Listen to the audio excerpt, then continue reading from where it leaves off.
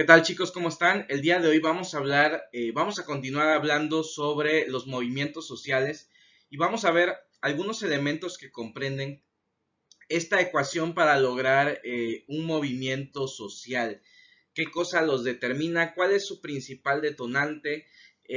¿Cómo se compone y cómo funciona un movimiento social dentro, pues, de la misma sociedad? Entonces, espero que este tema les sea grato, les guste mucho y bueno, vamos a proseguir con el tema. Vamos a ver la definición de los movimientos sociales. Los movimientos sociales son desafíos planteados por personas que comparten objetivos comunes y solidaridad en una interacción mantenida con las élites, los oponentes, las autoridades en un contexto de conflicto.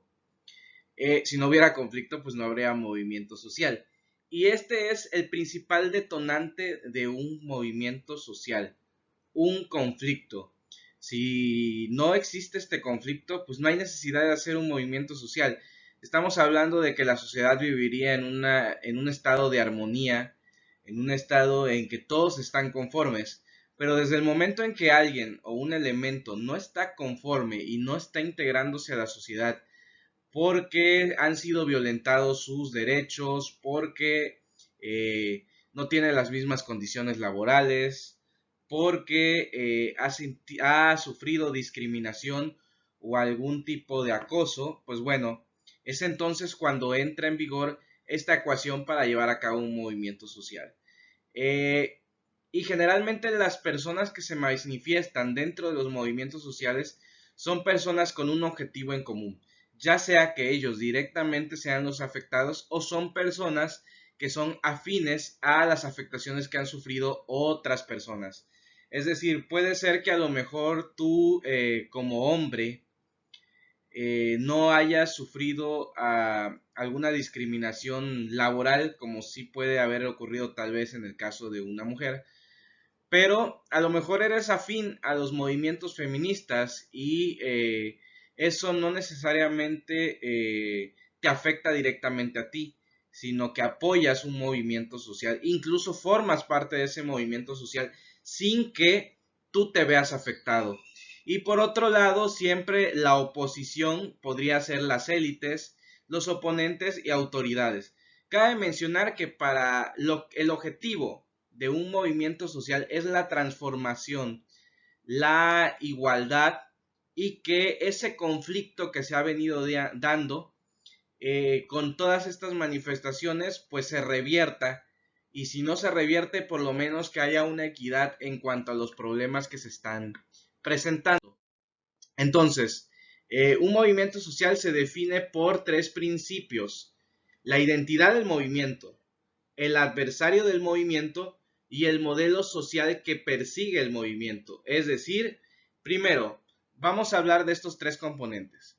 La identidad, es decir, saber por qué me estoy manifestando, saber cuál es el objetivo de mi movimiento social, saber qué busco llevar, qué mensaje busco llevar, a dónde quiero llegar, a qué población quiero atender, cuál es mi manera de ver las cosas y sobre todo esa identidad que me va a hacer y me va a permitir que las personas que están viendo el movimiento social sientan empatía. Por otro lado, el adversario del movimiento, es decir, quienes están en contra del movimiento social o quienes no permiten que se realice este movimiento social. Y por otro lado, el modelo social que persigues, es decir, de qué manera me voy a manifestar. Si me voy a manifestar de manera pacífica, a lo mejor de manera agresiva, considero yo como parte de esta identidad y de este movimiento que es la mejor manera para manifestarme. O a lo mejor lo que hacen algunas campañas en pro de la protección animal, que es creando documentales y concientizando a la gente de dejar de consumir un producto. Y es que realmente los movimientos sociales son muy variados. Atienden tanto afectaciones de la sociedad como afectaciones de los animales, como afectaciones del medio ambiente. Entonces, una vez que logramos entender estos tres pilares del movimiento social, entonces ya se busca una transformación, se busca un cambio para revertir esa situación. Por otro lado, vamos a hablar ahora de los tipos de clasificación de movimientos sociales. Primero, los movimientos proactivos. Es una transformación de las relaciones humanas. Y esto aquí podemos ver movimientos ecologistas, movimientos de feminismo y movimientos LGBT. Y esto con el objetivo principalmente de los ecologistas es concientizar a la población de que nos estamos acabando el planeta, de que no hay que tirar basura, hay que cuidar el agua, etcétera, etcétera. Lo mismo, ambos, tanto el LGBT como el feminismo, buscan concientizar a la población sobre unas personas, sobre igualdad de género, sobre igualdad de derechos, etcétera, etcétera, y en contra de la discriminación que se puede presentar. Algo que tienen los movimientos proactivos es que buscan concientizar a la población y buscar un equilibrio dentro de la misma ciudadanía.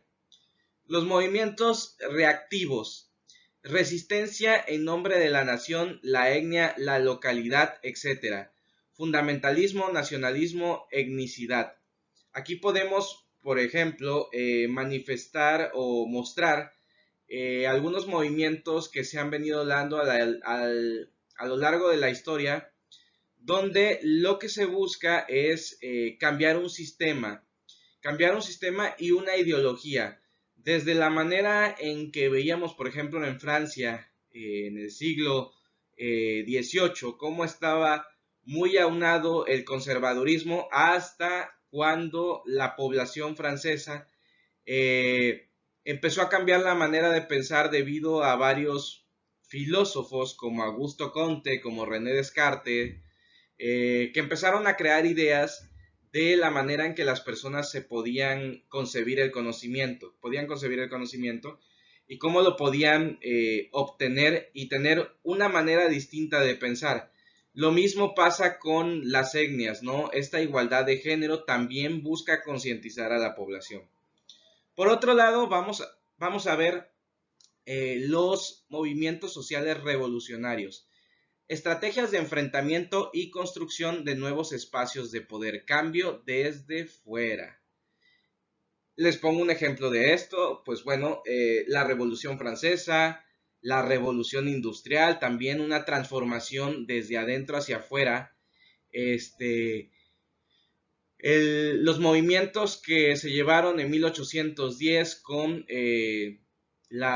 este proceso de independencia de México y de algunas otras naciones más o menos que se independizaron en esa época, prácticamente toda Latinoamérica. Entonces, todos esos movimientos guerrilleros que han transformado a un país o a otro, que han cambiado el sistema de poder, también conocido como una democracia radical cuando pasamos de un sistema de poder a otro, pues es lo que nos lleva prácticamente a una transformación de gobierno. Es decir, de repente pasamos de ser a lo mejor el imperio francés a ser un país democrático, ¿no? Y basado en una federación, por ejemplo. Aquí en México pasó cuando se instaló el primer imperio mexicano y después el segundo imperio mexicano con Maximiliano de Habsburgo, y posteriormente se llevó a un movimiento revolucionario para concebir de nueva cuenta el país como una república. Y por otro lado, los movimientos reformistas, que son estrategias de institucionalización y de cooperación de instituciones. Estas buscan un cambio también desde adentro, en el cual se reforme pues cuestiones socioeconómicas, ¿no? Como apoyo a lo mejor a las personas. Hace el sexenio pasado, por ejemplo, que se llevaron a cabo reformas petroleras, reformas energéticas, reformas educativas. Pues bueno, fue un movimiento y fue un cambio social muy drástico para la población. Es en ese sentido. Pero también podemos hablar, por ejemplo, de las leyes de reforma que se llevaron aquí en México desde el gobierno de Ignacio Comonfort, en el que se buscaba la separación de la iglesia de cuestiones civiles o cuestiones educativas. Entonces, esa es una reforma como tal.